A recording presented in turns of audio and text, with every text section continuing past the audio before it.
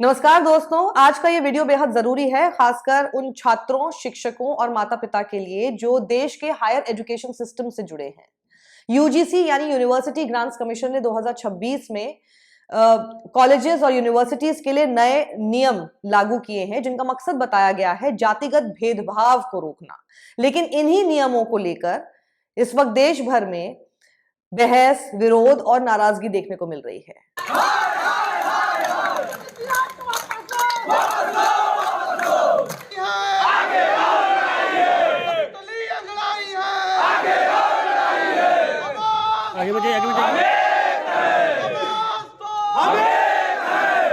कदम साफ है, संख्या बहुत है, ये लोग रोक रखे हैं। ये 5-5 लेयर लगा रखे हैं। ये जो बैरिकेटिंग है, ये बताइए, ये भी कोई नियम है क्या? किसी को प्रोटेस्ट करने का अधिकार नहीं है? सारे अधिकार और हित छीने जा रहे हैं ये पुलिस वाले, ये प्रदर्शन, ये जो है प्रशासन, ये हमको रोकने का प्रयास कर रहा है। इस देश में हमें दोहरी नागरिकता में जीना पड़ रहा है। हमारे सारे लोग जो है इधर उधर घूम रहे हैं, भटक रहे हैं इनके चक्कर में। हाँ, तो वही तो मैंने कहा, उसमें सामान्य वर्ग का प्रतिनिधित्व तय किया जाए। हम तो वापस कराने की मांग कर रहे हैं। सवाल इसमें यह है कि क्या ये नियम वाकई जरूरी है या फिर सिर्फ एक नए विवाद को जन्म देने के लिए कानून भर।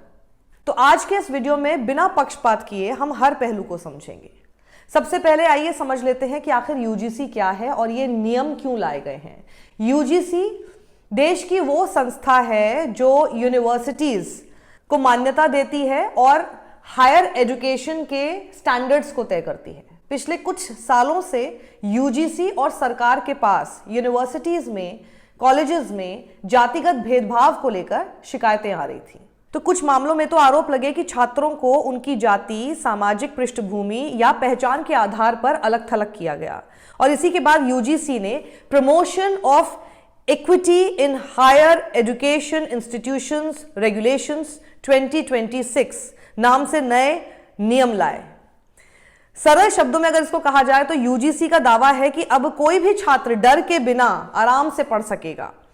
अच्छी बात है, लेकिन अब आते हैं नियम की असली तस्वीर पर। इस पर गौर कीजिएगा क्योंकि ये बहुत जरूरी है समझना।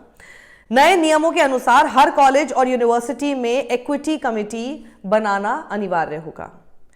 इक्वल अपॉर्चुनिटी सेंटर स्थापित करना होगा। कैंपस में इक्विटी स्क्वाड और इक्विटी एम्बेसडर्स होंगे जो भेदभाव पर नजर रखेंगे। 24/7 हेल्पलाइन और ऑनलाइन शिकायत सिस्टम होगा। शिकायतों का निपटारा निर्धारित समय सीमा में करना होगा। और अगर कोई संस्थान नियम नहीं मानेगा तो यूजीसी फंड रोक सकती है, यहां तक कि मान्यता भी रद्द कर सकती है। कागज पर देखें तो ये नियम काफी सख्त आपको लगेंगे और आप सोचेंगे कि ये तो बहुत अच्छा कानून है, बहुत सही बात कह रहे हैं। अब सबसे संवेदनशील और विवादित हिस्सा इसका क्या है, उस पर गौर कर लेते हैं। यूजीसी ने कास्ट डिस्क्रिमिनेशन की परिभाषा काफी ब्रॉड रखी है। अब इसमें शामिल क्या है? सार्वजनिक अपमान, इशारों में ताना, एकेडमिक एक्सक्लूजन, अवसरों से वंचित करना, ऐसा व्यवहार जो किसी छात्र की गरिमा को ठेस पहुंचाए। अब जो इसके समर्थक हैं वो क्या कहते हैं? भेदभाव हमेशा खुलकर नहीं होता, कई बार वो सिस्टम के अंदर छुपा होता है। सही बात। आलोचकों का लेकिन क्या कहना है वो भी सुन लीजिए। परिभाषा इतनी ब्रॉड है कि हर डिसएग्रीमेंट भी शिकायत बन सकता है, यहीं से विवाद शुरू होता है। इस पर अब और अच्छे से समझिए। बात करते हैं कि विरोध क्या है। नंबर 1, जनरल कैटेगरी के छात्रों की चिंताएं जरा आप सुनिए। कई छात्रों संगठनों का कहना है कि नियमों में जनरल कैटेगरी के छात्रों की सुरक्षा साफ नहीं लिखी गई है। उन्हें डर है कि झूठी या गलत शिकायतों में उनका पक्ष कमजोर पड़ सकता है। फॉल्स कंप्लेंट का डर पुराने ड्राफ्ट में गलत शिकायत पर कार्रवाई का प्रावधान था, लेकिन फाइनल नियमों में यह बहुत स्पष्ट नहीं है। इससे डर पैदा हुआ कि नियमों का मिसयूज हो सकता है। यानी आप आसान भाषा में अगर इसको समझें तो जो छात्र पहले गलत शिकायत करता था तो उसके ऊपर एक्शन होता था, लेकिन इस नए ड्राफ्ट में इस तरह की कोई स्पष्टता नहीं है और इसीलिए जनरल कैटेगरी के स्टूडेंट्स डरे हुए हैं। एकेडमिक फ्रीडम का भी सवाल यहां पर पैदा होता है। कुछ प्रोफेसर्स का मानना है कि हर बात पर निगरानी कैंपस कल्चर को खराब करेगी। अगर इन नियमों को संवेदनशीलता, संतुलन और पारदर्शिता के साथ लागू किया गया तो यह सच में कैंपस को सुरक्षित बना सकते हैं, यह बिल्कुल सही है। लेकिन अगर यह बिना संवाद, बिना भरोसे और सिर्फ सजा के डर से चले तो यह समानता नहीं, नई खाइयां और बनाएगा। तो वैसे अभी इसके ऊपर फैसला नहीं हुआ है, क्योंकि असली फैसला तो नोटिफिकेशन से नहीं बल्कि नियत और व्यवहार से ही होगा। तो अब सवाल वही है कि क्या हम समस्याओं को ठीक करना चाहते हैं या सिर्फ उन्हें कंट्रोल करना। फैसला हम सबको मिलकर ही इस पर करना है। आपकी राय क्या है? कुछ भी जो आपको लगता है, आपका पक्ष इधर हो सकता है, उधर हो सकता है।